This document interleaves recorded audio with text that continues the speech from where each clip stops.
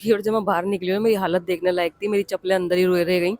मैं नंगे पैर बाहर आई और मेरे हाथ, मेरी टांगे, मेरी कैमरा लेके इंतजार कर रहे थे क्या जल्दी से रील बनाने का कि ये अंदर मरे तो हम लोग रील बनाए। तो भाई आज मैं आपको लेकर जा रही हूँ इंडिया की फाइनेंशियल कैपिटल मुंबई में। आइए देखते हैं कैसा रहा मेरा सफर मुंबई का।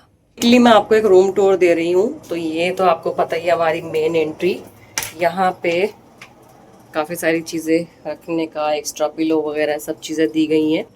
देन एंटर करती मैंने अपने शूज़ वगैरह रिमूव करा दिए। मैं थक गई भैया बिल्कुल ही। ये हमें एक मिनी बार दिया गया है जो मुझे लग रहा है खाली होगा। यस, इसमें हम अपनी वाटर बॉटल रख लेंगे।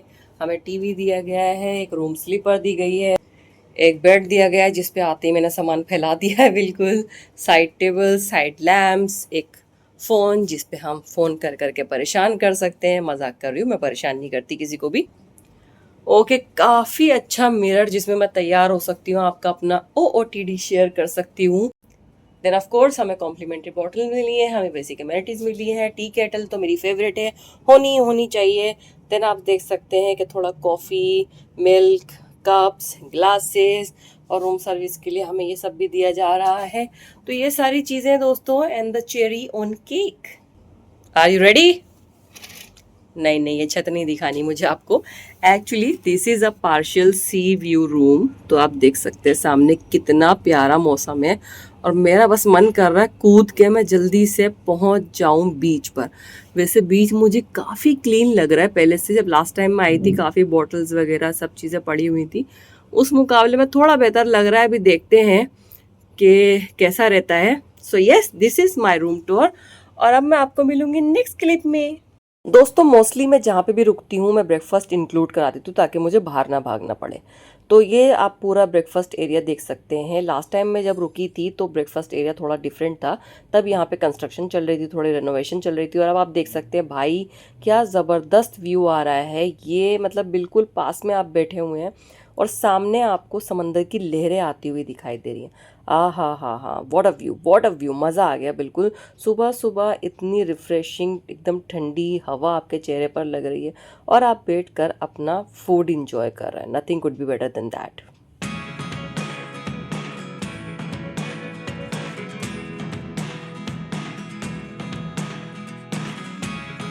Never really know what's going on.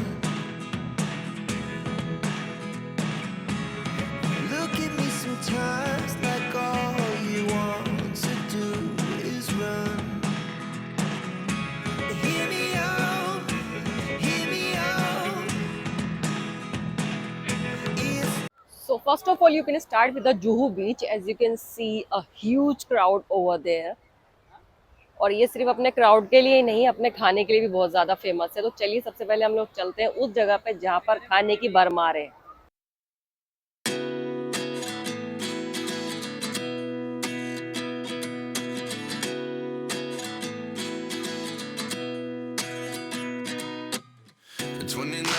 दोस्तों मुंबई में एक बहुत ही प्यारी प्लेस है जहाँ पे आप बिल्कुल विजिट कर सकते हैं, वो है बैंडस्टैंड बांद्रा। तो यहाँ पे आपने देखोगे बिल्कुल मेरे बैक साइड पे मन्नत भी है, शाहरुख खान का घर। अभी तो शाहरुख खान हमें मिले नहीं, हम होकर आ रहे हैं बट यस, ये जगह मुझे काफ़ी अच्छी लग रही है। मैं एक बार आपको व्यू दे रही हूँ।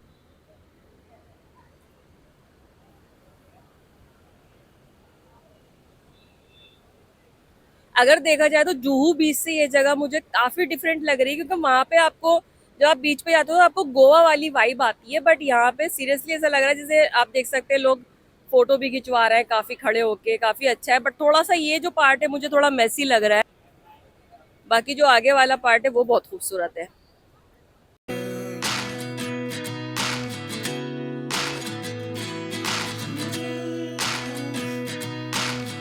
life lessons come one in a dozen, the other 11 get something from nothing. I sit here looking for an answer. Maybe the biggest question was in the last chapter. You gave me the soul I have today. Without you I never could have moved away. But now I see what you teach. I do believe I always should have stayed. Yeah. Is this really happening? I can't believe it's true. I'm just as surprised as you. दोस्तों, अगर आपने मेरा पिछले साल वाला Mumbai vlog देखा था तो आपने एक चीज़ नोटिस की होगी कि मैं बाबा हाजी अली की दरगाह पर नहीं जा पाई। रीज़न ये था कि 2 बार ट्राई किया, दोनों बार हाई टाइट था और मुझे एंट्री नहीं मिल पाई। शायद तब मेरा बुलावा नहीं आया था। तो मैंने सोचा कि इस बार तो मैं टाइम निकाल के गूगल पे सर्च करके सारे दोस्तों से पूछ कर, जानकारों से पूछ के कि भाई क्या टाइम सही होता है वहाँ जाने का, तब पूछ कर मैं आई और फाइनली मेरा बुलावा आ ही गया। एक चीज़ मुझे ज़रूर बताइएगा, क्या आपको लगता है कि मंदिर, मस्जिद, गुरुद्वारा, चर्च, दरगाह या ऐसी कोई भी इबादत की जगह यहाँ पे अजीब सा सुकून होता है? क्या आपने भी इस सुकून को नोटिस किया है? Finally made it. Last year तो आ ही नहीं पाई थी मैं, आज इस बार आ गई, बुला लिया बाबा हाजी अली ने। ओके दोस्तों, मुंबई नगरी में घूमते घूमते मैं पहुंच गई हूँ बीकेसी। अगर आप नहीं जानते बीकेसी क्या है, it is Bandra Kurla complex. बनाया है अंबानी जी ने। यहाँ पे नीता अंबानी कल्चरल सेंटर भी है। और भाई यहाँ पे आके मैं काफ़ी मेस्मराइज हूँ। यहाँ के वॉशरूम देख के सच में आपकी आंखें चौंधिया जाएंगी। मैंने दिल्ली के महंगे से महंगे मॉल में भी इस तरह के वॉशरूम्स नहीं देखे। It is insane. लेकिन अगर यहाँ पे जो ब्रांड्स हैं मैं उनकी बात करूँ, जैसे मॉल में या कॉम्प्लेक्स में जो ब्रांड्स के शोरूम है या बाकी चीज़ें हैं, तो वो अंबानी साहब जैसे लोग आकर ही परचेज कर सकते हैं। मतलब Jimmy Choo, cart and all that.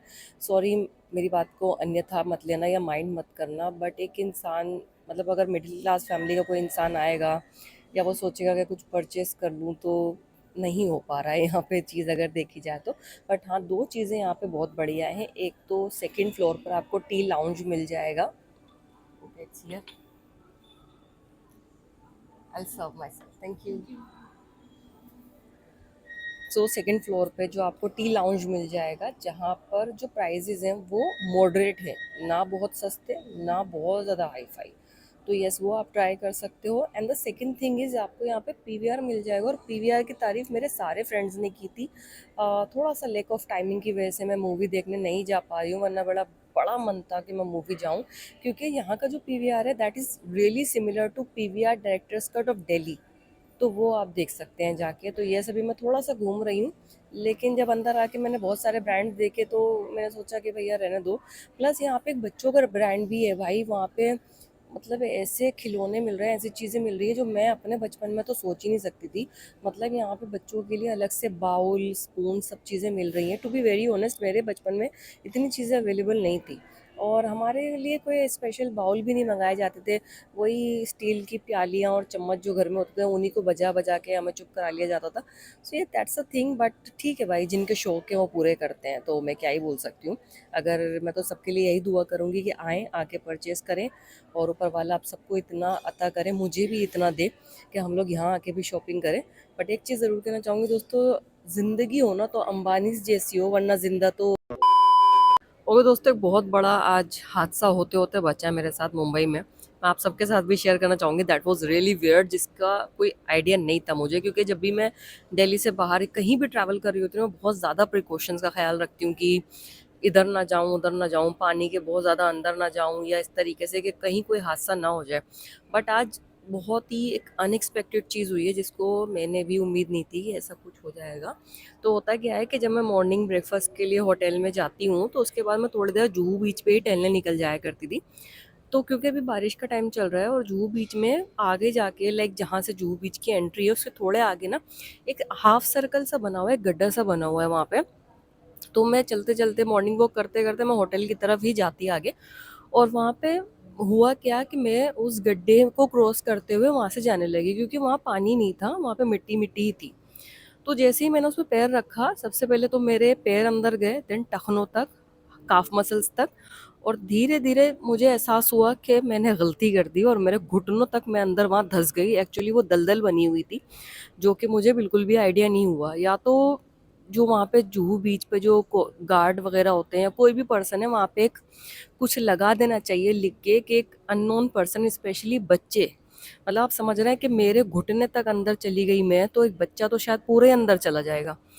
तो मैंने वहाँ पे एक समझदारी दिखाई। मैंने एक रील देखी थी कि कभी अगर आप दलदल में फंस जाएं तो आप बाहर कैसे निकले। वो रैंडम रील थी और मुझे पता नहीं था कि इस तरह काम आ जाएगी। तो मैंने क्विकली उसमें जल्दी जल्दी पैर चलाने की जगह मैं ऐसे घुटने के बल उसके अंदर बैठ गई। इससे क्या होता है कि आप उस दलदल में धंसते नहीं चले जाते, आपको सपोर्ट मिल जाती है। फिर मैंने धीरे धीरे रेंगते हुए थोड़ा आगे बढ़ी मैं, क्योंकि मुझे आइडिया था कि कहाँ तक मुझे सूखी मिट्टी दिखाई दे रही थी। फिर मैं बैठ गई पीछे की तरफ और हाथ और पीछे करते हुए मैं पीछे की तरफ जाने लगी। और मज़े की बात यह है कि वहाँ पर फ़ोटो खींचने वाले जो भैया होते हैं जूहू बीच पे, वो भी खड़े हुए थे, कुछ लड़का लड़की भी खड़े हुए थे। And nobody was coming to help me out कि भाई इसको बाहर निकाल ले, या इसको कोई मतलब कोई दुपट्टा दे दे अपना जिसको पकड़ के मैं बाहर निकल जाऊँ, कि कहीं मैं बिल्कुल अंदर ना धंसती चली जाऊँ। And that was really scary for me. लेकिन मैंने थोड़ा सा दिमाग से काम लिया, मैं एकदम से होपलेस नहीं हुई, मैंने एकदम हाथ पैर चला के बहुत बुरी तरीके से भागने दौड़ने की कोशिश नहीं करी।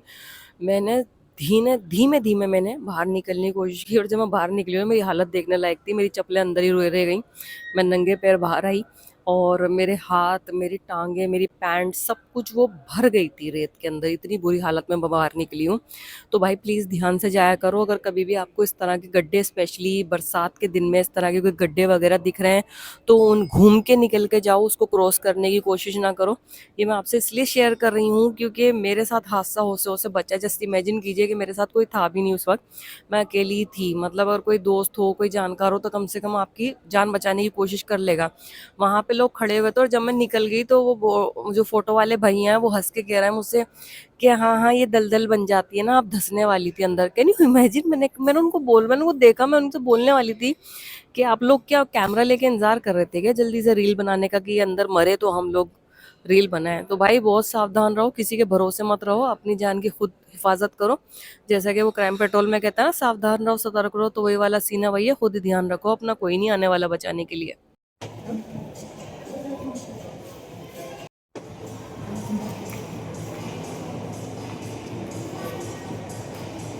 वो सिटिंग हियर, और अभी अभी अल्लू अर्जुन यहाँ से निकल के गए अपनी वाइफ और बच्चों के साथ।